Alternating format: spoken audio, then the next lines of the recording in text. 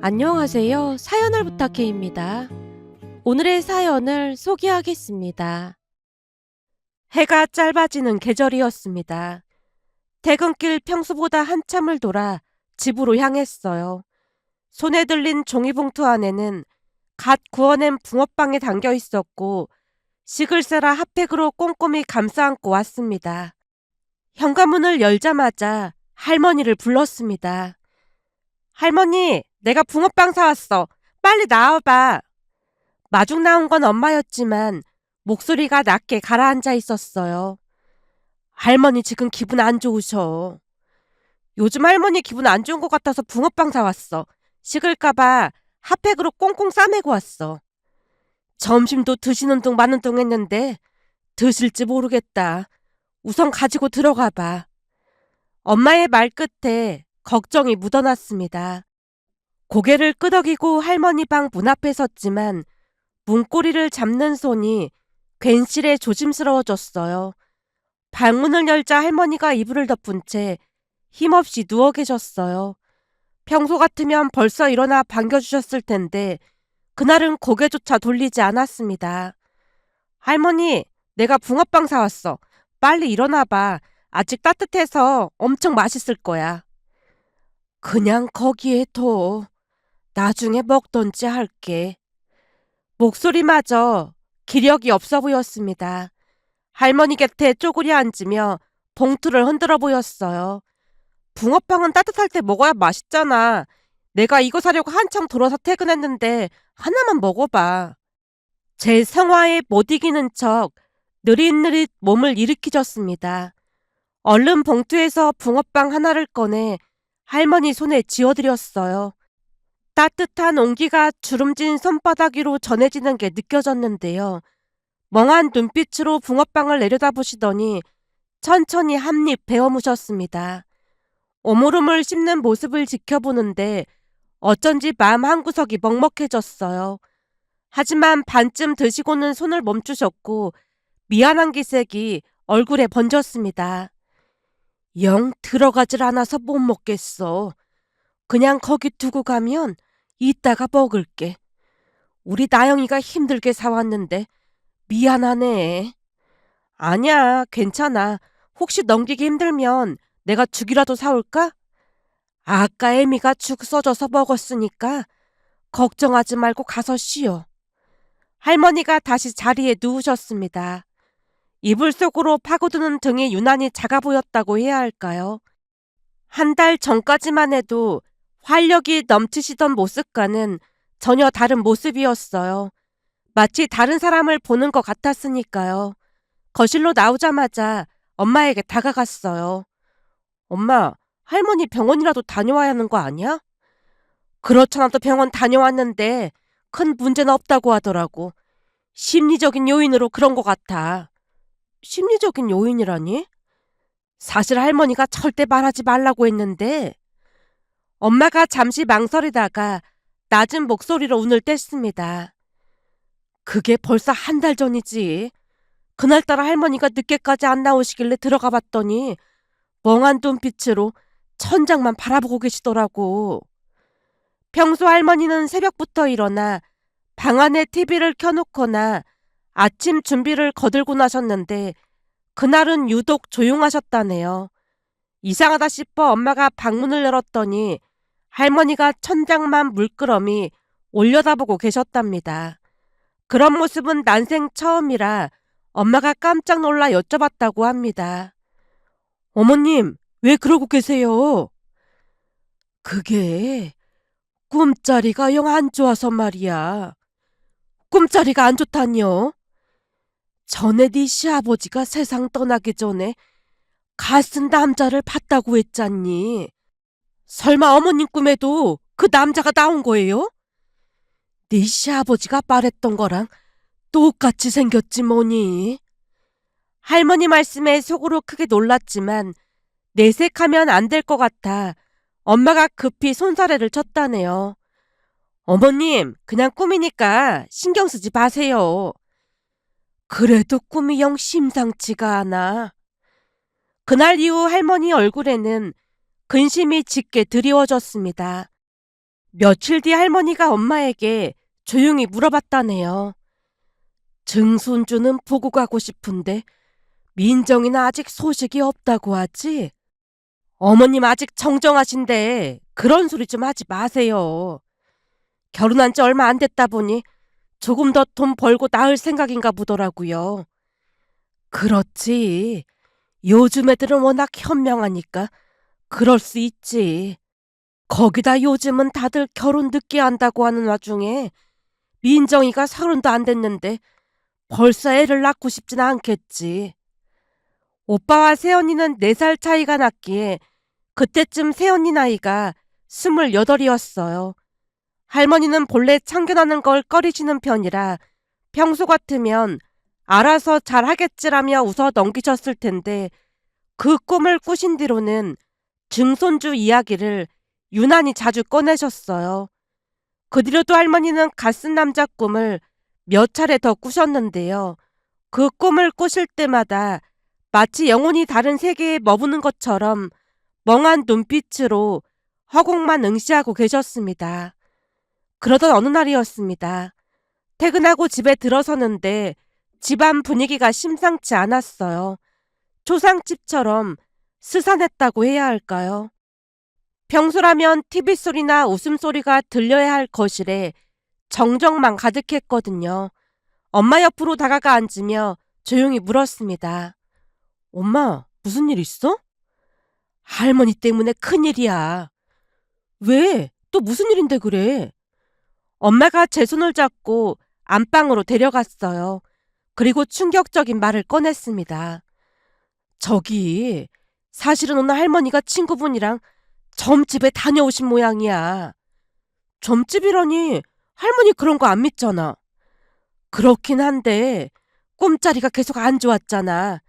걱정이 돼서 친구분한테 말씀하신 모양인데 그 친구분이 잘 아는 무속인이 있다고 해서 거길 같이 다녀오신 모양이야. 거기서 설마 안 좋은 얘기를 들은 거야? 그 꿈속에 갓을 쓰고 나온 남자가 저승사자라고 하면서 크게 굿을 해야 한다고 했다나 봐. 그런 사람들 대부분 그렇게 말을 한다니까. 그러게 말이야. 그러다 보니 굿을 해야 하나 말아야 하나 고민이다. 아무리 봐도 굿은 좀 아닌 것 같긴 하지만 그 굿을 해서 할머니가 나아진다면 해야 하지 않을까? 굿하는 비용만 1,000만 원이 넘는다니까 그렇지. 뭐? 1,000만 원? 1,000만 원은 진짜 너무했다. 저도 모르게 목소리가 높아지고 말았고 엄마가 급히 나무랐어요. 할머니 들으니까 조용히 좀 말해. 너무 놀라서 그랬어. 근데 할머니는 굿을 하고 싶으신 거야? 딱히 말씀은 안 하시는데 그 무속인이 어찌나 겁을 줬던지 잔뜩 겁을 먹으신 것 같아. 진짜 큰일이네. 근데 할머니가 굳이 굿을 하고 싶다고 하시면 내가 비용 낼 테니까 그냥 하시라고 해. 그걸로 좋아주신다면 그냥 해드리면 되지 뭐. 그러다 혹시 사기일까봐 걱정돼서 그렇지. 우선은 조금 더 생각해보자. 그날 이후 할머니는 종일 누워만 계셨고 엄마는 여기저기 확인을 하느라 분주해 보였습니다. 그러다 보니 오빠 부부도 그 사실을 알게 되었어요. 굿 비용을 전해들은 새언니가 놀라서 입을 다물지 못했어요. 네? 1,000만 원이요? 아무리 그래도 너무 심한 것 같은데요? 그 무속인 말이 목숨값인데 1,000만 원이 돈이냐고 했던 모양이야. 제가 볼 때는 그냥 사람 심리를 이용해서 그러는 것 같아요. 나도 같은 생각이긴 한데 굿해서 나아진다면 해야 하지 않겠니? 그렇긴 한데 제가 한번 알아볼까요? 네가 알아보다니. 우리 할머니가 다니는 절이 있는데 그 스님한테 한번 물어보는 게 좋을 것 같아요. 그 스님이 가끔 저한테 물 조심해라, 차 조심해라 그런 말씀도 해주시거든요. 할머니가 절에 가실 때 저도 따라가서 한번 물어볼게요. 그래? 그게 좋겠네. 한번 물어봐라. 난 그런 쪽으로 아는 사람이 없어서 걱정만 하고 있었는데 잘 됐네. 엄마가 반가운 마음에 새언니 손을 덥석 잡았습니다. 새언니가 환하게 웃으며 대답했어요. 어머님, 제가 최선을 다해볼 테니까 걱정하지 마세요. 그날 엄마가 할머니께 새언니가 알아보고 있다고 전했지만 할머니는 내내 누워만 계셨습니다. 답답한 밤에 방문 앞을 서성이다가도 차마 문을 열지 못하고 발길을 돌려야 했어요. 그렇게 며칠이나 지났을까요? 어느 날 오후 현관문이 벌컥 열리더니 새언니가 숨을 헐떡이며 뛰어들어왔습니다. 할머님, 할머님, 제가 방법을 찾았어요. 방법이라니? 그게 무슨 말이야? 엄마가 놀라서 물었습니다. 스님한테 다녀왔는데 스님이 기막힌 방법을 알려주셨어요. 그래? 무슨 방법인데? 그 순간 꼭 닫혀있던 할머니 방문이 스르르 열리더니 할머니께서 밖으로 나오셨어요. 새언니가 할머니를 향해 다시 한번 또렷하게 외쳤습니다. 할머님, 제가 기막힌 방법을 알아왔어요. 기막힌 방법이라니. 할머니가 방문 앞에 서서 새언니를 바라봤는데요. 지친 눈빛 속에 희미한 기대가 어리는 게 느껴졌습니다. 그 저승사자를 따돌릴 방법을 알아왔어요. 주지스님이 그건 구슬에서 될 일이 아니래요. 구슬에서 될 일이 아니라니. 엄마가 눈을 크게 뜨자 새언니가 주먹을 꽉 움켜쥔 채 힘주어 말을 이었어요. 스님이 말씀하시기를 저승사자가 자꾸 찾아오는데 거기다 굿까지 하게 되면 동네방네 떠드는 것밖에 더 되겠냐고 하셨어요. 그렇네. 말을 들어보니 그 말이 맞는 것 같네. 엄마가 맞장구를 치자 할머니가 궁금증 가득한 표정으로 물었습니다. 그럼 어떻게 해야 한다는데? 새언니가 할머니 앞으로 한 걸음 다가섰어요. 지금부터 제 말 잘 들어보세요. 스님 말씀이 저승사자를 따돌릴 방법이 있대요. 원래 이런 건 잘 말씀 안 해주신다는데 할머님은 특별 케이스라 말씀해 주셨어요. 내가 특별 케이스라니? 원래는 할머님이 명을 아주 길게 태어나셨대요. 내가 명을 길게 태어났다고? 할머니 목소리에 처음으로 생기가 돌았습니다. 네, 근데 저승사자가 보이는 이유가 할머님 이름 때문이래요. 내 이름 때문이라니? 옛날부터 사람 이름이 아주 중요하다고 하잖아요. 근데 할머님 이름이 잘못 지어졌대요. 그래서 그게 큰 문제가 된 것 같대요. 그 말을 듣던 엄마가 무릎을 탁 하고 쳤습니다. 하긴 어머님 이름이 조금 이상하긴 하잖아요. 그 많고 많은 이름 중에서 김단명은 진짜 너무했어요. 그거야 이름이 그렇긴 해도 뜻이 좋으니 그렇게 지었던 거지. 이래봬도 붉을단의 밝을명인데 붉은 단자가 한결같다는 뜻을 일컬는다고 했어. 이보다 좋은 이름이 어딨겠어. 할머니가 대수롭지 않다는 듯 대답했지만 눈빛은 이미 새언니에게 고정되어 있었어요. 근데 그 이름이 할머님이랑 전혀 맞질 않는데요. 그러니까 개명을 하셔야 한대요. 뭐? 개명을? 이 나이에 개명을 하란 말이야? 할머니가 눈을 동그랗게 뜨고 우리를 둘러보셨는데요. 엄마가 급히 거들었어요. 요즘은 100살은 아무것도 아닌 세상이라고 하는데 개명할 수도 있는 거죠. 만약 이름 때문에 그런 거라면 무조건 개명을 하셔야죠. 당연하죠. 거기다 비방을 하나 더 알려주셨어요. 비방이라니? 옛날부터 집터가 중요하다고 하잖아요. 꿈에 저승사자가 계속 찾아온 건 맞으니까 할머님 주소를 바꿔보래요. 주소를 바꾸다니. 그럼 이사를 하란 말이야? 할머니 목소리가 다시 가라앉았습니다. 새언니가 손사래를 치며 재빨리 설명을 보탰어요. 그런 건 아니고 주민등록상 주소만 옮기는 거죠. 저도 그 이유를 잘 모르겠지만 그래야 한다고 했어요. 그래서 생각해봤는데 우선 우리 집으로 주소를 옮기는 게 좋을 것 같아요. 그러니까 이름을 바꾸고 주소지를 옮기면 100% 문제가 해결될 거래요. 그게 정말이니? 할머니 눈동자가 흔들렸는데요. 간절함과 의심이 뒤섞인 눈빛이었어요. 네, 다른 사람도 아니고 스님이 그런 걸로 사기칠 리가 없잖아요. 저한테 대가로 뭘 받은 것도 없는걸요? 오히려 가서 제가 밥까지 얻어먹고 온걸요?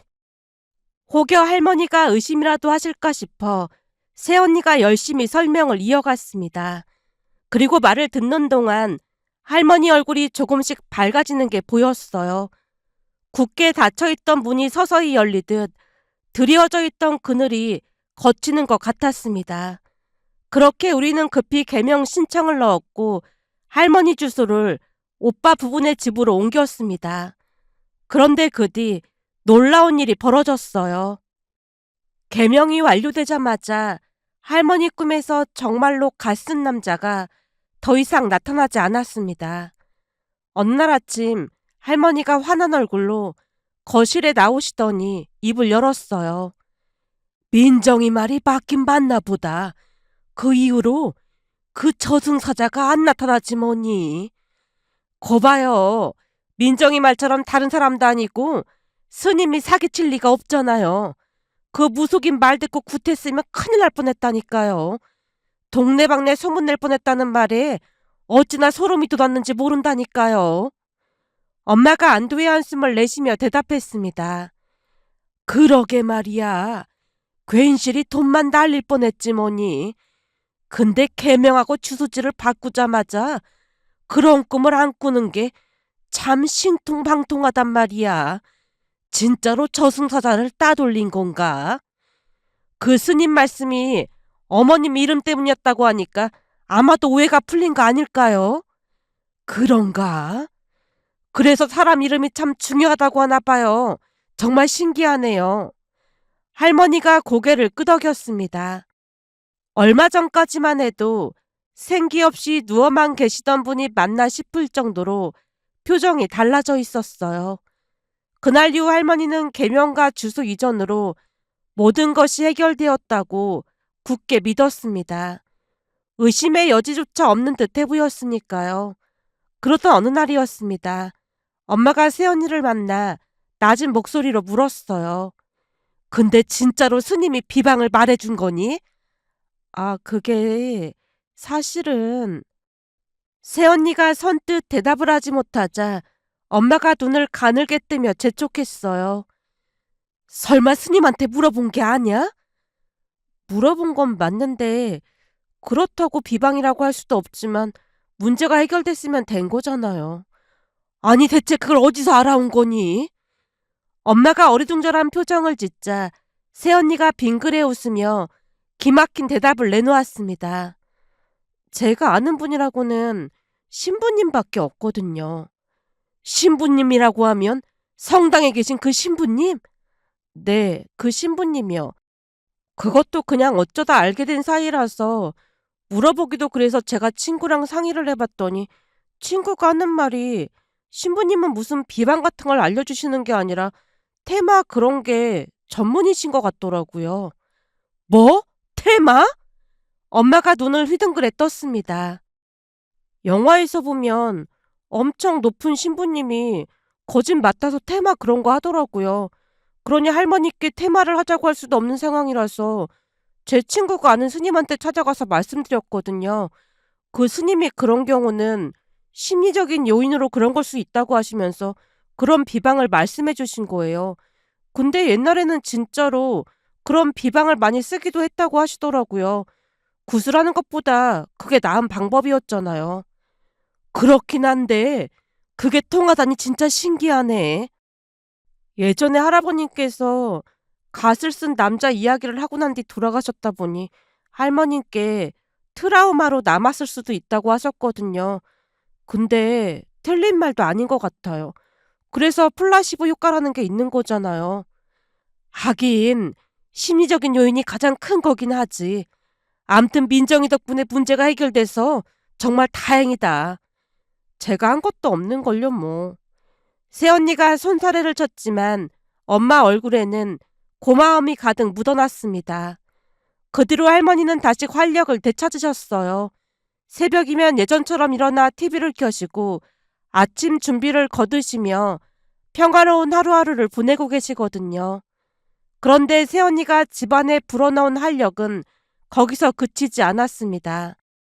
어느 날 저녁 할머니가 불쑥 제게 물었어요.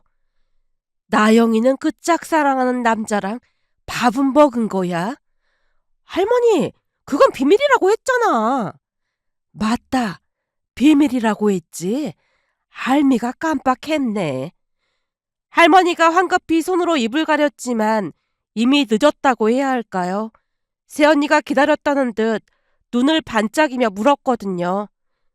아가씨, 짝사랑하는 사람 있어요? 아, 그게... 제가 머뭇거리자 할머니가 대신 입을 열었습니다. 내가 사진도 봤는데 훤칠한 게 참 남자답게 생겼더라.